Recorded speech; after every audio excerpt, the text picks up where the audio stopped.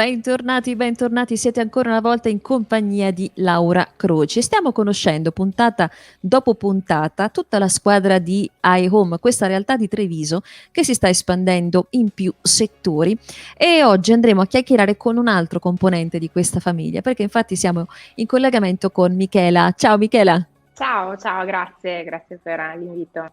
Allora Michela, con te parliamo di un'area di iHome Hub che è la parte appunto investments e so che tu hai un ruolo all'interno di questa realtà. Qual è? Sì, per IOM Investments io sono l'interior designer e sono specializzata in quella che è la valorizzazione immobiliare e quindi vado a creare sostanzialmente un aspetto interno, uno stile che vada a caratterizzare questi immobili, questi appartamenti, insomma questi immobili nei quali fare investimenti sulla base di un'analisi specifica, insomma, di chi potrà acquistare quell'immobile o del tipo di investimento che verrà fatto, che può essere anche ad uso turistico, per esempio.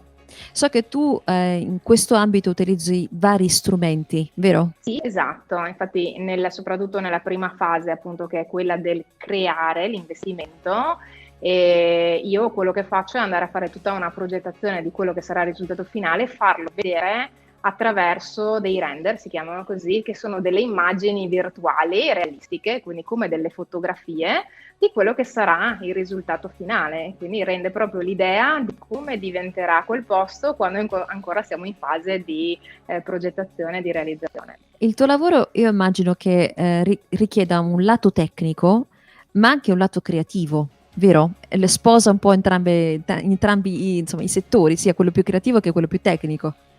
Sì, perché bisogna mettere in campo tutta quella che è la conoscenza tecnica, ovviamente non solo di progettazione o dell'utilizzo dei programmi e del settaggio delle luci, ma mettere in campo quella che è la conoscenza tecnica con la parte creativa, che è il trovare il giusto stile e anche andare volta per volta a capire chi andrà ad utilizzare, chi andrà ad abitare in quell'immobile e immaginarsi questa persona, quindi immaginarsi questa persona averla proprio davanti e andare a creare un risultato che possa piacere proprio a questa persona nello specifico e che vada a colpire nel segno. Quindi è creativo e stimolante per quello.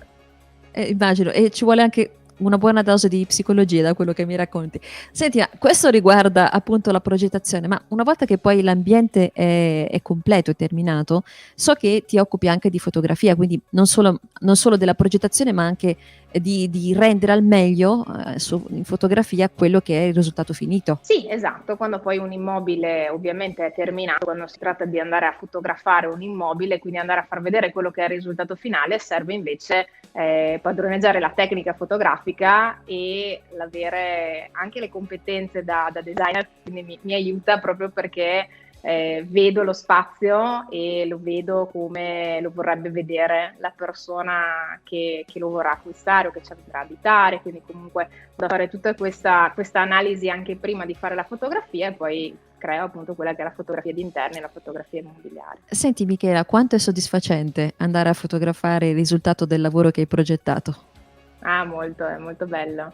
È bello anche con quello degli altri, ma col proprio è veramente bello perché c'è sempre poi qualcosa che cambia, no? In corso d'opera, perché comunque ogni cantiere è a sé ed è sempre comunque una soddisfazione. È un po', insomma, una tua creatura e vederla dal Sì, vivo deve essere veramente soddisfacente. Michela, io ti ringrazio di essere stata con noi e veramente grazie a te. complimenti per il tuo lavoro. Mi piace moltissimo anche il tuo approccio. Grazie a te, grazie ovviamente a IOM di averci concesso questo spazio anche oggi. A presto Michela, buon lavoro. Grazie.